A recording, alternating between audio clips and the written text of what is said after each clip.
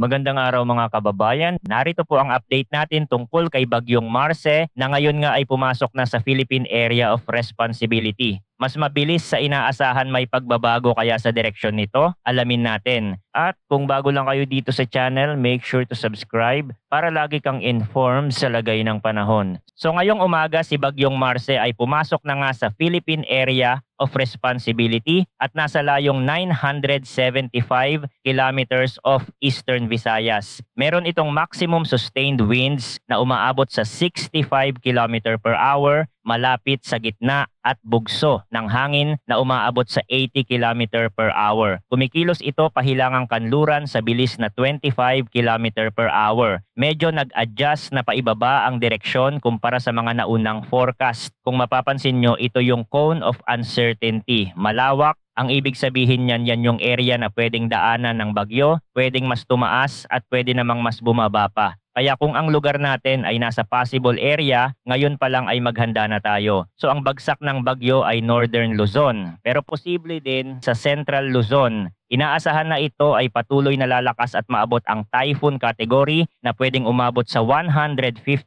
km per hour. Habang kumikilos ang Tropical Storm Mars sa loob ng PAR, maaari nitong palakasin ang daloy ng northeasterly wind flow na magdudulot ng pag-ulan sa extreme northern Luzon at silangang bahagi ng Luzon simula bukas o Tuesday. Sa ngayon, wala pang wind signal na itinaas. Gayunpaman, inaasahan na maaaring itaas ang Tropical Cyclone Wind Signal number 1 sa ilang bahagi ng Cagayan bukas. Ang pinakamataas na wind signal na posibleng itaas habang umiiral si Mars ay signal number 4, depende sa direksyon at lakas nito. Habang gumagalaw sa loob ng PAR, palalakasin ni Marce ang daloy ng northeasterly wind flow na magdadala ng pag-ulan sa extreme northern Luzon at sa silangang bahagi ng Luzon simula bukas o Martes. Kung lalapit pa ang bagyo sa northern Luzon, ang matinding pag-ulan na direktang dulot ni Marce ay maaaring magsimula sa Thursday, November 7 or Friday, November 8. At inaasahan na magpapatuloy ito sa paggalaw sa Hilagang Kanluran hanggang Tuesday, November 5, bago ito bumagal at kumilos patungong Hilaga. Sa Wednesday, ang bagyo ay inaasahang kikilos patungong Hilaga at kalaunan ay patungong Kanluran. Pero babagal ang bilis nito sa silangang bahagi ng extreme northern Luzon. Again, pwede pa ito magbago pero sa ngayon,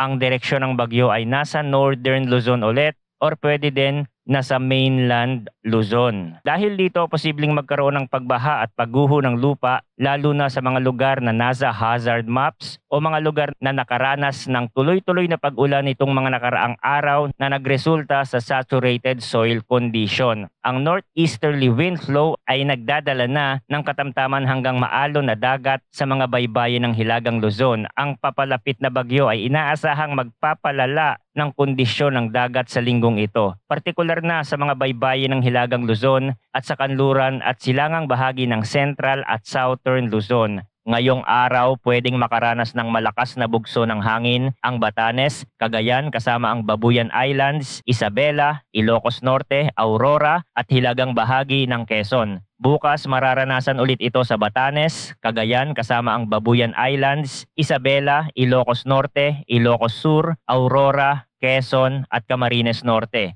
Pinapayuhan ng lahat na patuloy na subaybayan ng mga susunod na update ukol sa bagyong ito, maging handa sa mga posibleng epekto tulad ng pagbaha at pagguho ng lupa, lalo na sa mga lugar na madalas tamaan ng mga ganitong sakuna. Ang panahon ay mabilis magbago kaya't manatiling updated sa mga susunod na ulat mula dito sa channel para sa pinakabagong balita tungkol sa lagay ng panahon. Salamat sa inyong pagtutok at manatiling ligtas.